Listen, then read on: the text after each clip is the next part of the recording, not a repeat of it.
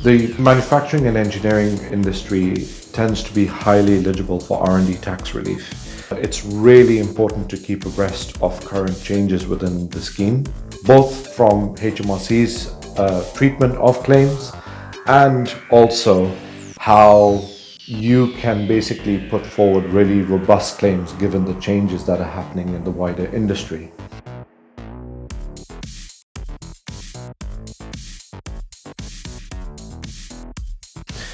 This leads us to the future.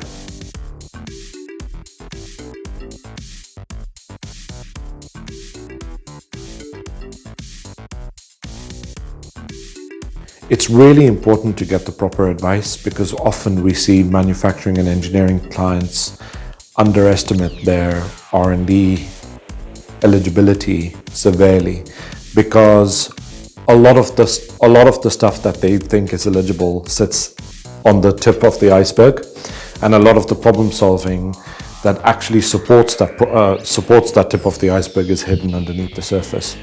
This is why it's really important that you have a really great open conversation with us.